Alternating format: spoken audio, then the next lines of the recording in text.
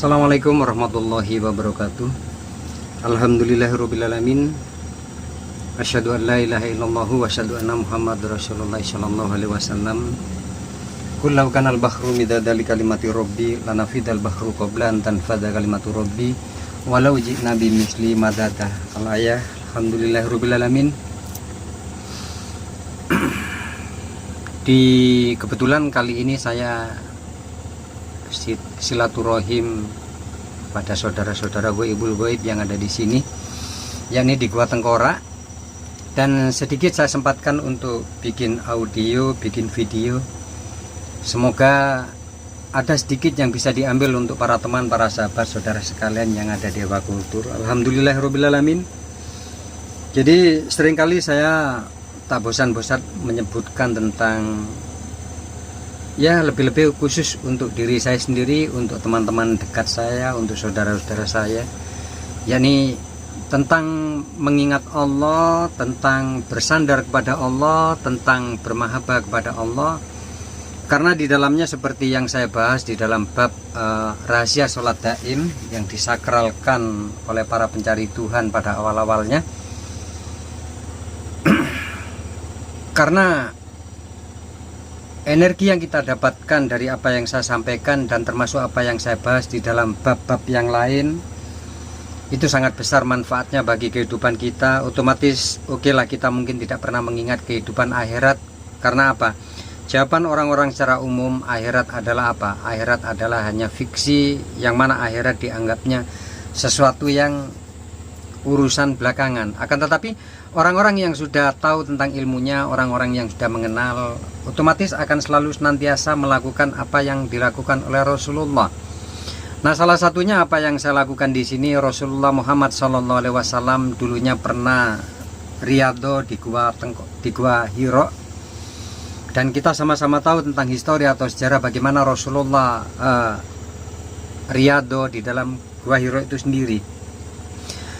Dan itu yang termasuk sering saya lakukan, sering saya istiqomahkan, sering saya jadikan sholat daim di dalam kehidupan ini, sehingga saya tidak hanya berteori di dalam ilmu, tetapi saya bagaimana? Saya sering dan selalu senantiasa mempraktekkan ilmu di dalam kehidupan ini, karena saya sangat tahu tentang manfaat kebesarannya. Jadi untuk para teman, para sahabatku sekalian, di sini pasti seperti biasanya banyak terhambur tengkorak-tengkorak. Jadi di sini tulang belulang sudah menjadi seperti ini, berumur ratusan tahun.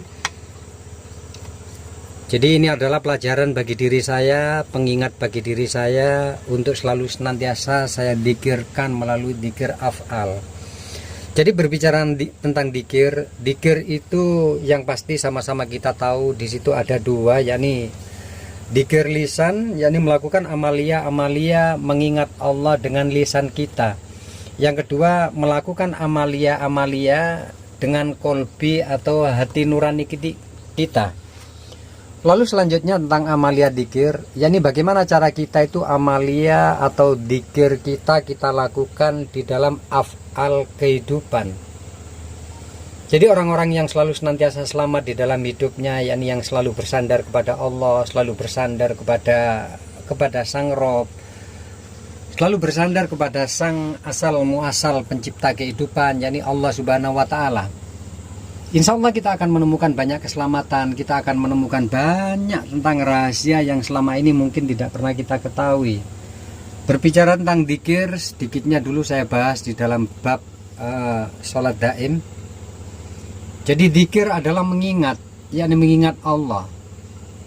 Alangkah indah kalau setiap kehidupan kita, di samping secara ilmu muamalahnya, secara ilmu syariatnya, kita melakukan dzikrullah, mengingat Allah sehari semalam sholat fardu yang kita lakukan.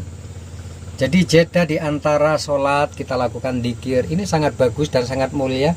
Karena apa? Dzikir atau mengingat Allah itu akan mendatangkan ketenangan bagi diri kita, akan mendatangkan kedamaian bagi diri kita, akan bisa kita jadikan cleansing untuk apa? Untuk pikiran-pikiran kita yang ruwet. Nah, alangkah indah kalau kita tahu lebih banyak lagi tentang dzikir. Jadi dzikir itu alangkah indah kalau setiap aktivitas kita, setiap tindakan kita itu selalu senantiasa kita ingat kepada Allah. Banyak caranya. Makanya kalau kita tahu tentang tamsil atau filosofi tentang sholat itu sendiri, kalau kita bisa mempraktekkan tentang gerakan-gerakan sholat di dalam kehidupan, itu akan sangat bermanfaat bagi kita.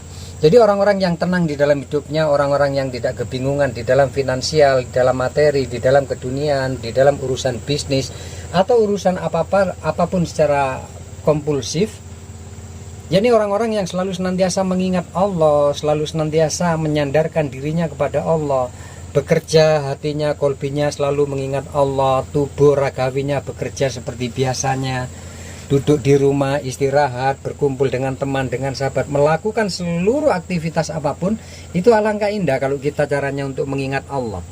Lalu mengingat Allahnya bagaimana? Baik mengingat Allah melalui dzikir mungkin, atau mungkin mengingat kepada Allah, tetap kita itu selalu senantiasa mengobservasi, mengevaluasi tentang ilmu-ilmu tentang ketuhanan, tentang ilmu-ilmu Al-Quran.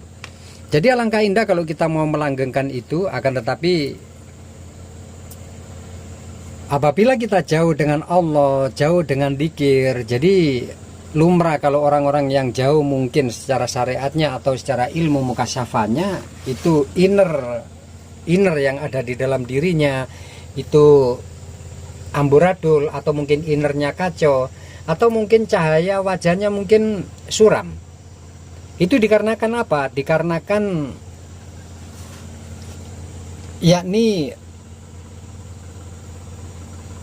lupa akan mengingat Allah. Jangan seperti orang pada kebanyakan, janganlah seperti orang pada umumnya, yakni tatkala dia itu dalam keadaan sehat, tatkala masih muda, tatkala masih senang, mereka kebanyakan bagaimana? Mereka kebanyakan itu mengabaikan atau meremehkan tentang hal-hal mengingat Allah ataupun bersyukur.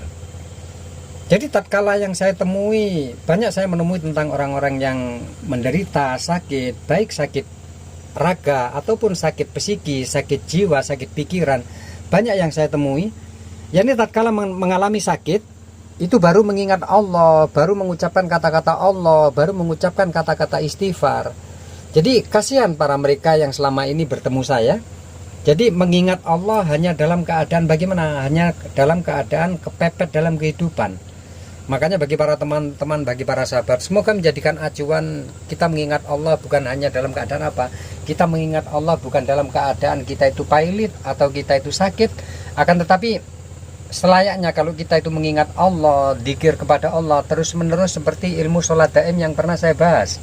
Jadi kenikmatan tersendiri bagi orang-orang yang mau melanggengkan tentang amalia tersebut, yang mau melanggengkan tentang rasa syukur tersebut, yang mau melanggengkan tentang nilai dzikir itu sendiri.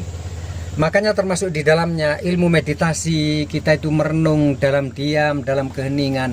Ini adalah bagian dari mengingat Allah. Kita selalu senantiasa mengikrarkan komitmen kita menjadi orang-orang yang bermanfaat bagi siapapun. Ini adalah wujud daripada dzikir mengingat Allah. Kita selalu senantiasa santun pembicaraan kita, lembut omongan kita. Ini adalah bagian dari apa? Ini adalah bagian dari dzikir yang kita langgengkan kepada Allah. Jadi yang pasti sungguh sangat banyak kenikmatan di dalamnya apabila kita bagaimana? Apabila kita betul-betul mau melanggengkan tentang selalu senantiasa mengingat Allah, selalu senantiasa bersyukur kepada Allah.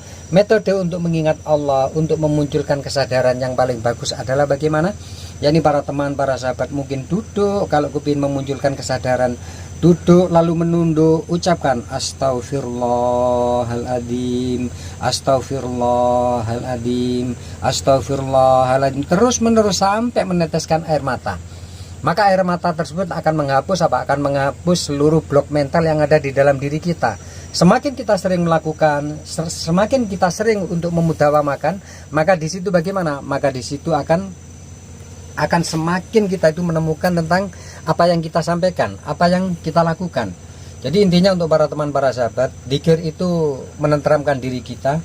Dzikir itu wujudnya di dalam kehidupan, seluruh aktivitas kehidupan kita. Kita bekerja, kita istirahat, kita mau melakukan seluruh aktivitas apapun secara multi, itu adalah wujud dzikir kita. Apabila innamal a'malu binniyat, kita luruskan untuk apa? Untuk tawadu, untuk takarub, untuk mengingat kepada Allah. Semoga para teman, para sahabatku menjadi orang-orang yang selalu senantiasa melanggengkan dzikir. Semoga para teman, para sahabat menjadi orang-orang yang selalu tawadu kepada Allah, yang selalu senantiasa mengingat Allah, karena Allah adalah asal muasal setiap penciptaan, termasuk asal muasal penciptaan diri kita. Semoga apa yang saya sampaikan banyak hikmah, banyak makna, dan bermanfaat bagi para teman, para sahabat sekalian. Semoga Allah merahmati, semoga Allah meridhoi. Itu yang saya sampaikan dari saya, Ewa Kultur. Semoga para teman, para sahabatku dimudahkan rezekinya, dimurahkan, mendapatkan kelimpahan, uang mengalir ke dalam diri teman, ke dalam dompet teman-teman, ke dalam apapun. Semoga para teman, para sahabat menjadi orang-orang yang dicintai Allah, oleh Allah, dan mencintai Allah. Saya Ewa Kultur, di sela-sela perjalanan saya akhiri. Wabillahi taufiq wal hidayah. Wassalamualaikum warahmatullahi wabarakatuh.